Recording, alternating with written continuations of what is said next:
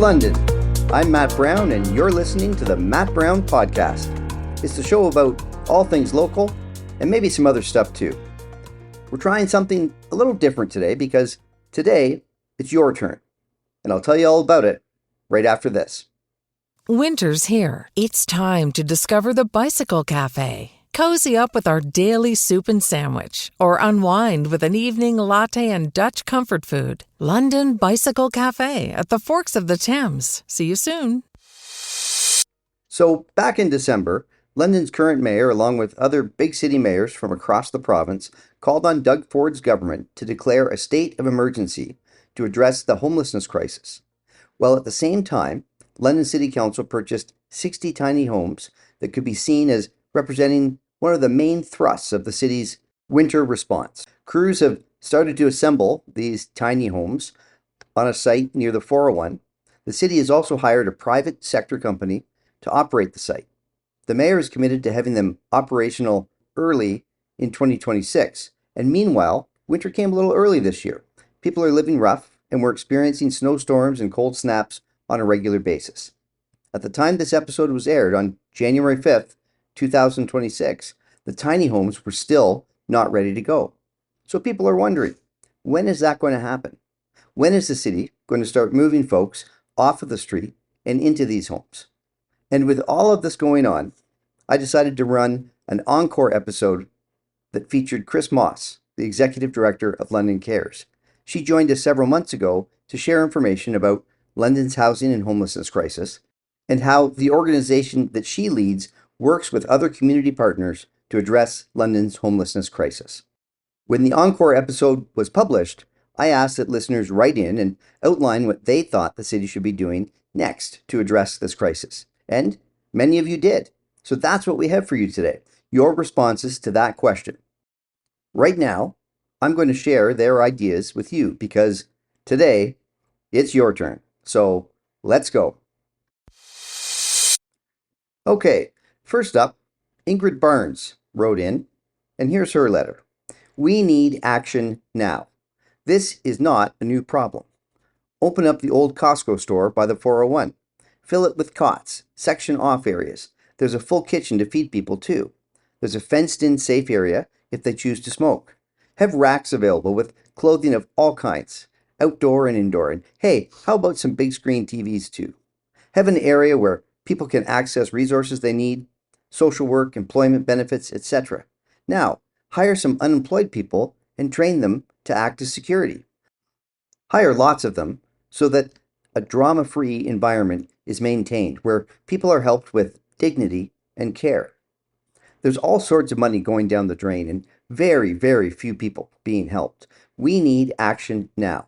And at the very least, there should be busing running all night in the city with a security guard and the driver to bring people in from the cold. There's been far too much talk, far too many surveys, and looking into and money spent on investigating the problem. We know we have a problem. The agencies getting money are providing very few beds and spending a lot of money. I don't know how the mayor and council sleep at night. It's shameful. So, as you can see, Ingrid is pretty passionate about this. Thanks for writing in, Ingrid. Next up is a note from Michelle Jamie. Here goes. People are already solving these issues themselves, but they need services. Access to water is number one, and it's a human right. There is nowhere in the City of London to access water, hose or tap so you can fill a jug, other than a washroom sink. Washroom facilities and places to dump holding tanks and portable toilets are virtually non-existent. Living in a car or van, an RV or a camper is always the first step after losing housing.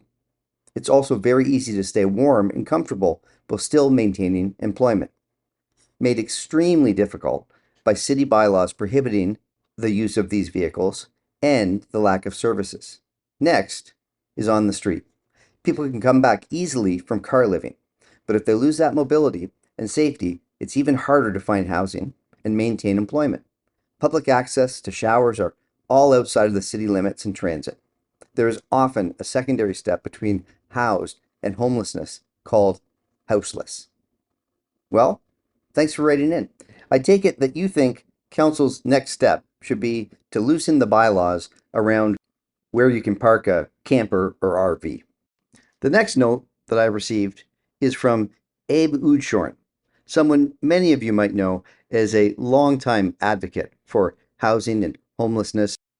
Abe writes, I'm interested in what a provincial state of emergency would look like when the province is driving a hard narrative that homelessness is just an addiction and mental health crisis and should be addressed by involuntary treatment. On one hand, of course, I would like to see the province acknowledge this crisis and provide more funding. On the other hand, is this just a move they would take to rapidly accelerate criminalization? I struggle to believe that the current government of Ontario would respond by providing more funding for permanent, affordable, and supportive housing. Well, Abe, thanks for writing in and thanks for listening too. And here's a note from a person that probably all of our listeners are familiar with, Chris Moss, the executive director over at London Cares. Chris writes, there is so much to say about the current homelessness crisis facing many Canadian cities right now. In London, we're facing extraordinary numbers and the devastating effects of a lack of housing, a lack of affordability, and a lack of treatment and care options for people living on our streets. In this weather, it's especially cruel. People are freezing to death because no doors are open for them. It's a terrible situation that is fixable. People are suffering in poverty, increases in food bank usage, and people who work full-time in a minimum wage job who are unable to live in a home because it's too expensive. Things need to change immediately. This is a crisis, and the time is now. And thank you for writing, Chris, and thank you to you and your entire team for all that you do each and every day. And now we have a note from Allison Story. Allison is a counselor for Chatham-Kent, and Chatham-Kent has some experience in this area as well. Here's what Allison has to say. We are a few months into the sleeping cabin initiative in Chatham-Kent with 50 cabins. It's early days, but perhaps not surprisingly, there have been a lot of challenges. Clearly better than living outdoors in the winter, and built with very good intentions, but not necessarily the panacea that perhaps some expected.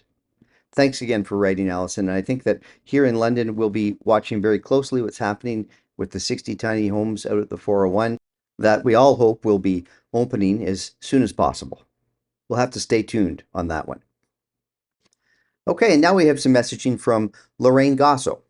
Lorraine writes, lots of housed people in London think homelessness is something that happens to other people.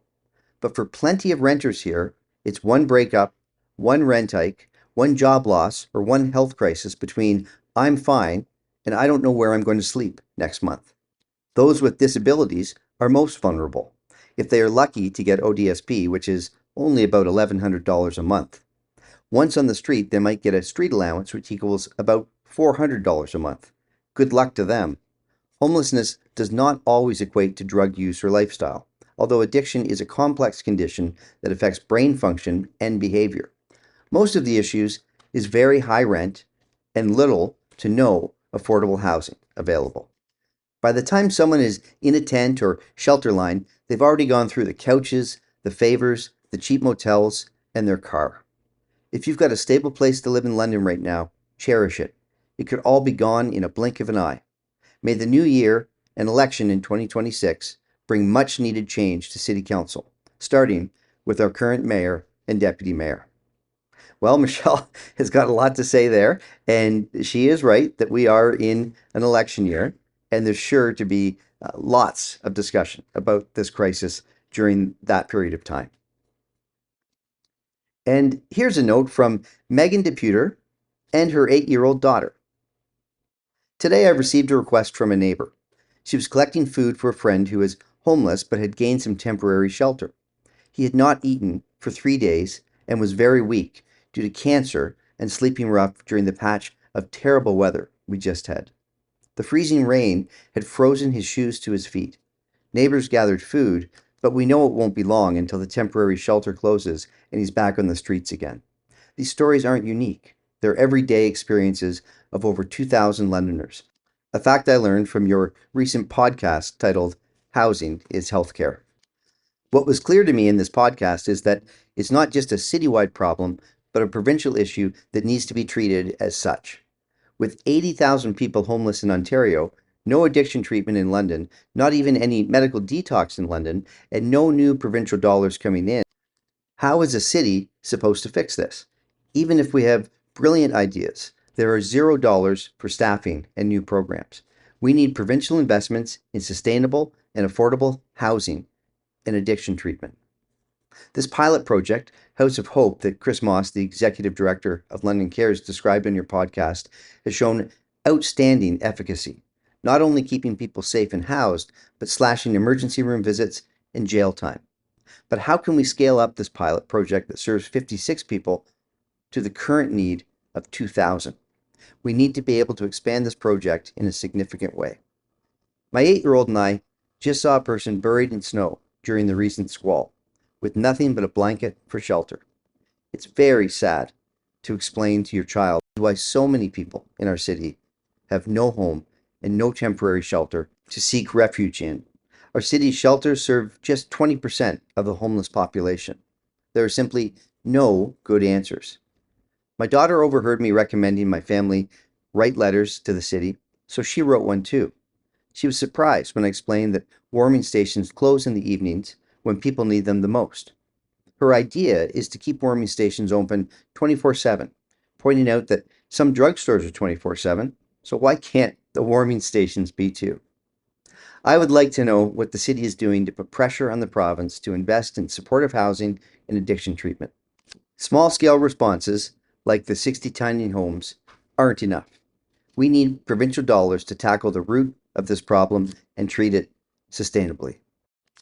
Well, there's lots to consider in that note from Megan, especially the idea that her 8-year-old daughter came up with. And finally, here's a somewhat lengthy but very informative note from a city member of council, specifically Councillor David Ferreira. He represents the downtown. And here's what David has to say. Affordability is a core principle for me. In this context, affordable housing is the backbone of affordability, and protecting it strengthens several of our strategic priorities at City Hall.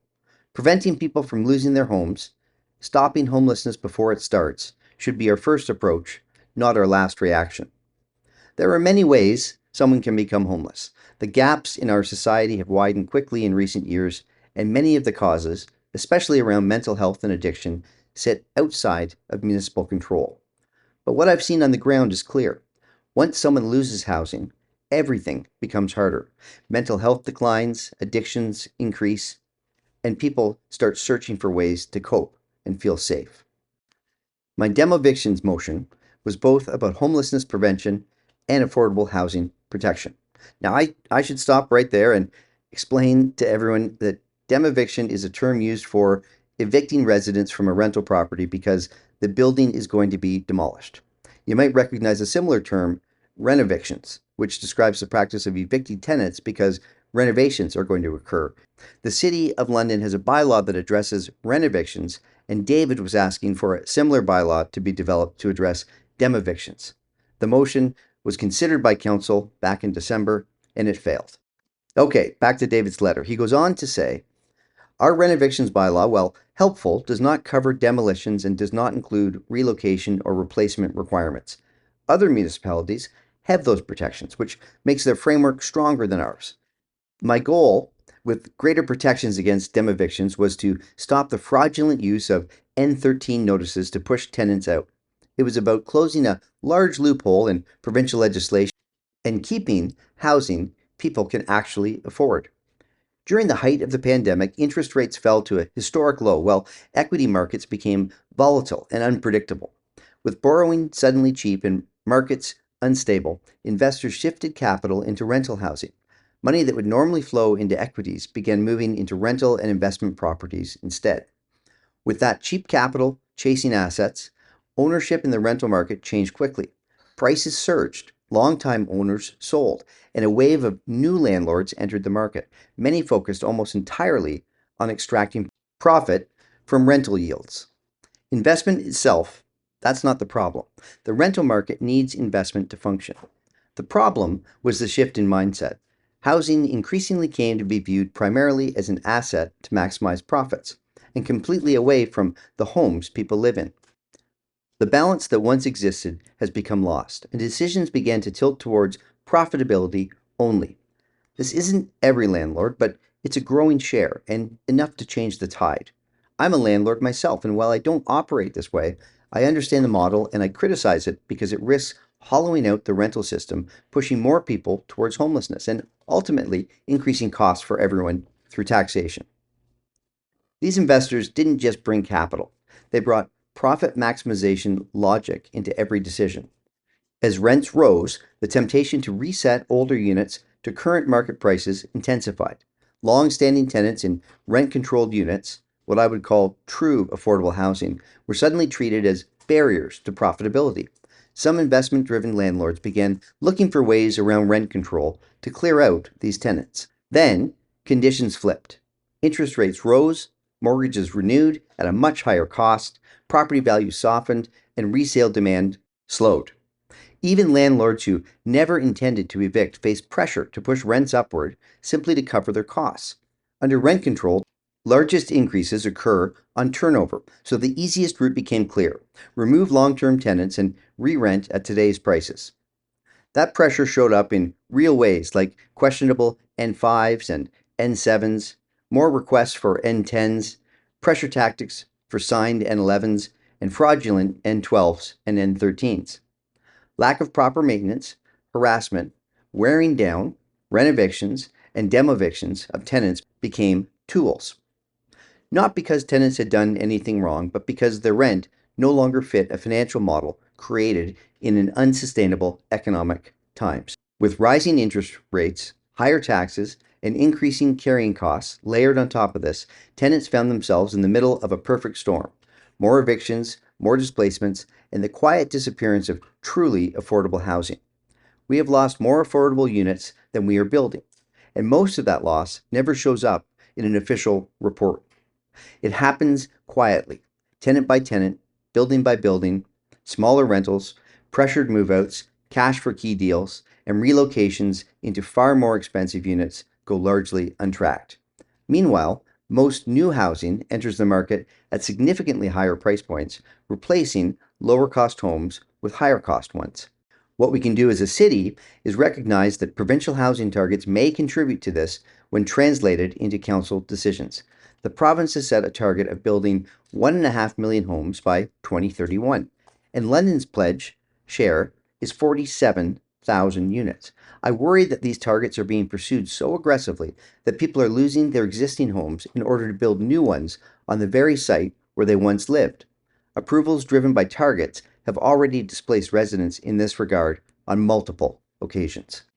So, while we celebrate new unit counts, a different story plays out underneath. We build more housing on paper while bleeding out the housing people on modest incomes can actually afford.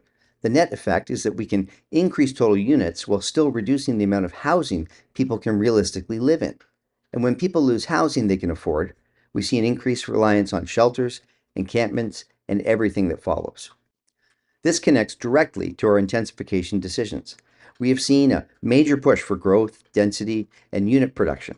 But if those efforts lead to direct displacement, and if vacancy rises at the same time, something is clearly wrong. My question: why are we approving new builds that displace people and families while more units sit empty, vacancy rises, and an increasing number of people are closer to homelessness? This is where local policy becomes meaningful. We cannot control interest rates. We cannot rewrite provincial rent legislation, but we can raise this with the province and the federal government. We can be more balanced in our approvals, and we can stop developments that displace tenants when vacancy is already rising. We can address demevictions by bringing in a rental replacement and relocation bylaw so that if demolition or redevelopment displaces tenants, they are housed through the disruption at comparable rents and have the right to return when the new units are complete. These are just some of the ways that we can change the course we are on. Given how rent controls and incentives are currently structured, closing identifiable loopholes helps landlords under genuine financial pressure. It protects tenants who cannot absorb displacement and saves taxpayers by prioritizing prevention over emergency response to homelessness. Prevention is housing protection. and protecting housing remains one of the most direct, practical tools we have to stop homelessness before it starts. Okay. Well, counselor, thank you for writing in. I think that's a good place to leave it. You certainly thought this through. And we'll be back to close out the show right after this.